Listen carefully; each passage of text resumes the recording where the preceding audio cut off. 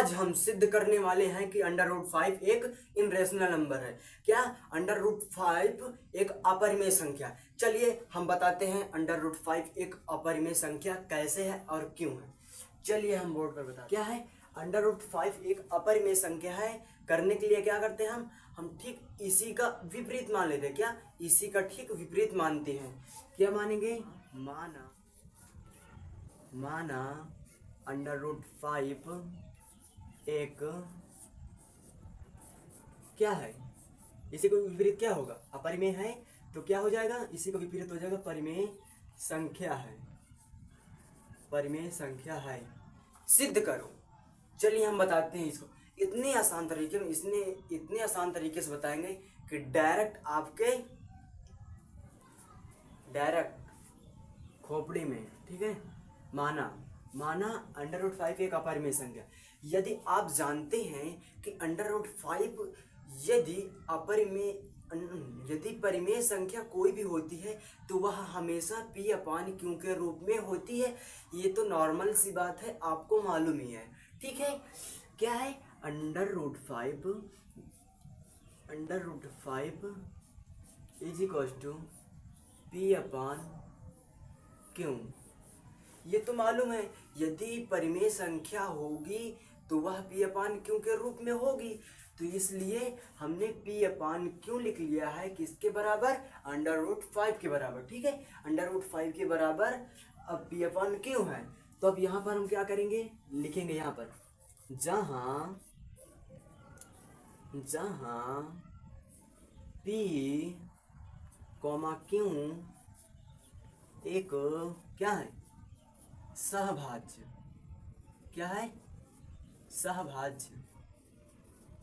सहभाज्य संख्या है।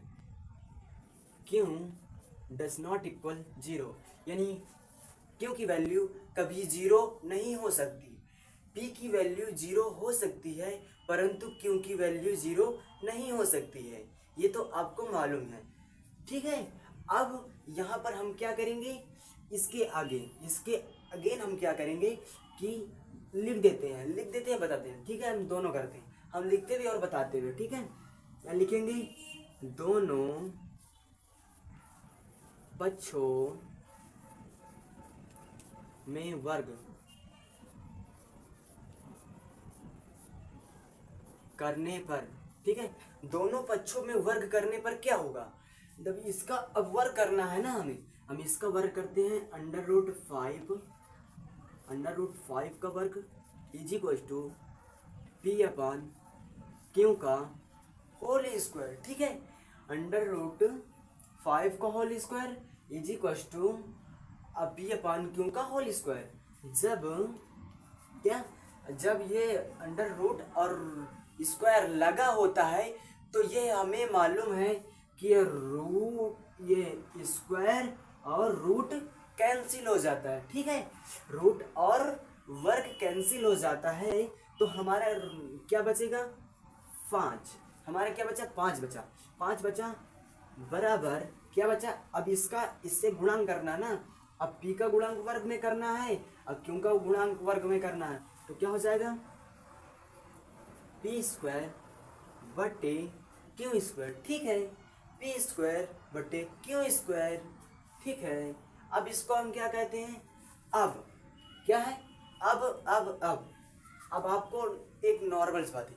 अब यहाँ पर आपको थोड़ा, आप क्या करिए? इसको यहाँ भेज दीजिए और जो 5 है आप इसको यहाँ भेज दीजिए। ठीक है। चलिए कैसे हैं, क्या रखेंगे?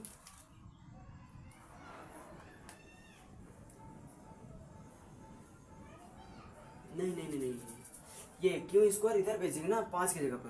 क्या हो जाएगा? Q² इज इक्वल टू, ये बचा ना, ये P² वैसे ही रहेगा। P² बटे, अब ये यहाँ पहुँच जाएगा, यानी ये यहाँ आया था, ये यहाँ आया था तो इधर ये पहुँच जाएगा। क्या हो जाएगा? 5। ठीक है। अतः हमने यह माना था कि वह परिमेय संख्या जब होगी जब वह खुद से विभाजित होगी, लेकिन यहाँ पर हमारा गलत साबित हुआ कि यहाँ पर पी स्क्वायर तथा पी से 5 विभाजित है। ठीक है, तो यहाँ पर हम लिखेंगे पी स्क्वायर तथा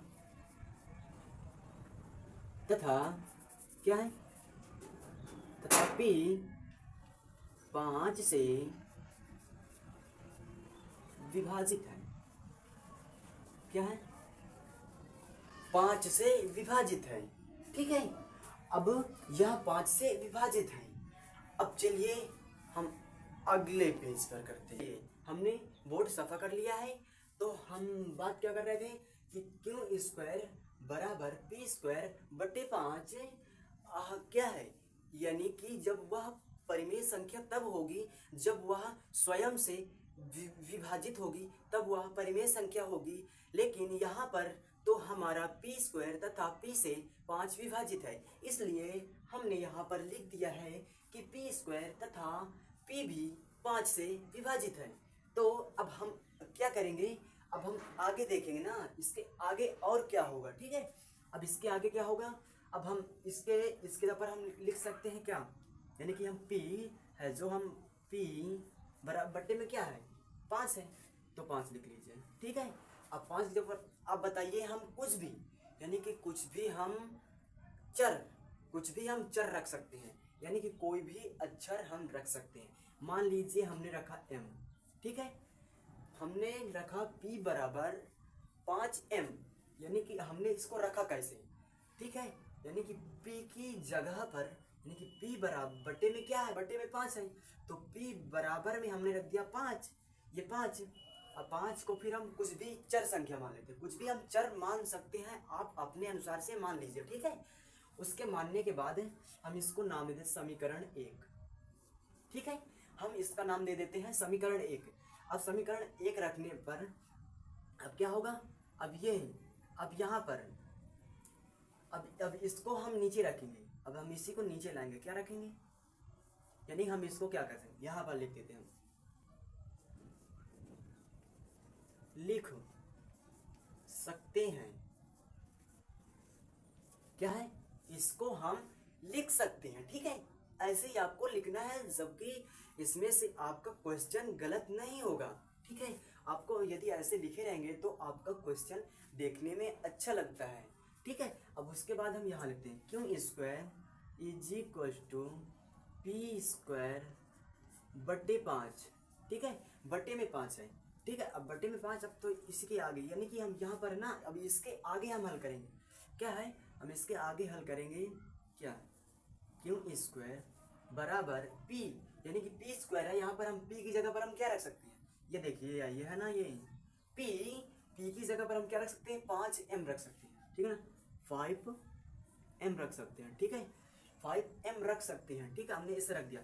अब यहाँ पर क्या लगा हमारा, यहाँ पर तो ऊपर p में वर्ग लगा है, तो इसलिए हमने यहाँ पर वर्ग लगा दिया। ठीक है, वर्ग लगा दिया, बट्टे में क्या रखा है, बट्टे में 5 है, तो बट्टे में हम 5 लिख देते हैं। ठीक है, बट्टे में 5 लिख गया है, तो अब हमको करना क्या है, यहाँ वर्ग लगा है, तो अब आगे हमको वर्ग हटाना है। ठीक है, ये क्यू स्क्वायर तो वैसे ही आ जाएगा, क्या हो जाएगा, क्यू स्क्वायर बराबर ये 5, यदि 5 का वर्ग कितना होता है 25। अब 25 m है, m का वर्ग कितना होगा, m स्क्वायर हो जाएगा, कितना हो जाएगा, m स्क्वायर हो जाएगा। बट्टे में क्या है, बट्टे में 5 है, तो बट्टे में हम 5 लिख देते हैं। ठीक है, बट्टे में 5 लिख देते हैं। क्या यह इससे कट सकता है, हाँ सही, ये कट सकता है। 5 से करना 5, 5 5 25, और ये तो कट गया, ये तो कट गया, इसको हम काट दिए, तो ऐसे हम लिख देते हैं क्यू स्क्वायर बराबर ये क्या बचा है 5m स्क्वायर। ठीक है ना, 5m स्क्वायर, बट्टे में तो कुछ बचा नहीं हमारा। ठीक है ना, ये बट्टे में तो कुछ बचा नहीं है। अब हमको क्या करना है कि अब जो ये हमारा 5 है, इधर ये गुणांक में है। ठीक है ना, ये इधर गुणांक में है, तो अब इधर जब जाएगा तो ये भाग में हो जाएगा, यानी कि जब यह इधर आएगा तो भाग में हो जाएगा। कैसे रखेंगे, क्यू स्क्वायर बट्टे में, ये इसको बताया ना, अब यह यहाँ चला आएगा। ठीक है, 5 अब क्योंकि नीचे आ जाएगा, क्या हो जाएगा 5। ठीक है, बराबर के इधर क्या बचा, एम स्क्वायर, क्या बचा, एम स्क्वायर। फिर समझिए, देखिए क्यू स्क्वायर यहाँ पर से, ठीक है, हमने पहले यह समीकरण रखा, ठीक है, यह समीकरण जो हमारे ये निकला, ठीक है, इसको हमने यहाँ रख दिया।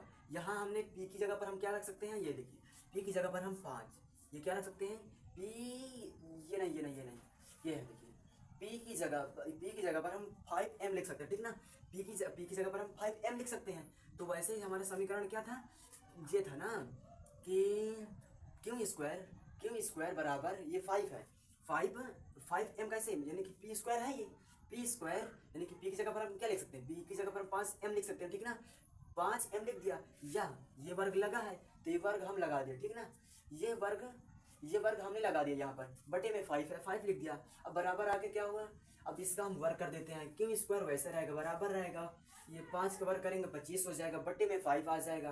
अब इसको हम काट सकते हैं, 5 से करना 5, 5 5 25, ठीक है, वैसे हमने काट दिया, तो क्या हो गया हमारा, क्यों स्क्वायर बराबर 5m स्क्वायर, ठीक ना।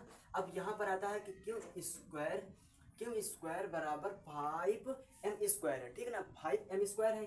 तो यहाँ पर जब हमारे ये 5 गुणांक है, तो जब इधर आएगा बराबर के इधर आएगा तो भाग में हो जाएगा, ठीक ना, जब इधर आएगा तो भाग में हो जाएगा। तो वैसे ही है कि जब यह क्यू स्क्वायर वैसे हमने क्यू स्क्वायर वैसे लिखा, अब जो है 5 है, ये 5 इधर आ गया, क्यू स्क्वायर के नीचे आ गया, ठीक है ना, देखिए क्यू स्क्वायर के नीचे आ गया, एम स्क्वायर सिंगल बचा, एम स्क्वायर उधर रहने दीजिए। अब यहाँ पर हम लिखेंगे, क्या लिखेंगे यहाँ पर, कि जैसे उसमें लिखा था ना, ये वैसे ही हमने माना था कि परिमेय संख्या तब होगी जब वह स्वयं से विभाजित होगी, तब वह परिमेय संख्या होगी, ठीक ना, परिमेय संख्या होगी, ठीक। अब परिमेय संख्या यहाँ पर, लेकिन हमें क्या साबित हुआ कि यहाँ पर है, यह क्यों स्क्वायर से भी विभाजित है, क्या है, हम लिखेंगे यहाँ क्यों स्क्वायर तथा क्यों 5 से क्या है, विभाजित है, क्या है, 5 से विभाजित है। इसलिए अब तो आपको मालूम हो गया कि हमारा जब गलत साबित ही हो रहा है, ये भी गलत साबित हुआ और ये भी गलत साबित हुआ, तो अब बचा ही क्या है, पी स्क्वायर वो भी हो गया, क्यू स्क्वायर वो भी हो गया, तो हमारे पास बचा क्या, √5, केवल बचा क्या है, √5। तो हम यह करेंगे जब, अतः अब हम उसके नीचे, यानी कि जब हमारा सारा गलत ही माना गया, हमारा सिद्ध करा हुआ जो हमने माना था, यानी कि जो हमारा माना हुआ वो गलत साबित हुआ, तो हम उसको क्या करेंगे, उसके नीचे, यानी कि इसके नीचे हम एक लाइन लिखेंगे, क्या लिखेंगे, अतः हमारी क्या हुई, हमारी मानी हुई अवधारणा, क्या है, हमारी मानी हुई अवधारणा गलत साबित हुई, इसलिए क्या है, इसलिए √5 एक इनरेशनल नंबर, √5 एक अपरिमेय संख्या है, ठीक है। आई होप आपको यह क्वेश्चन अच्छे से समझ में आ गया होगा। यदि इसमें कोई भी डाउट है तो आप प्लीज़ कमेंट करिएगा, हम वह गलती सुधारने का 100% प्रयास करेंगे। Thank you.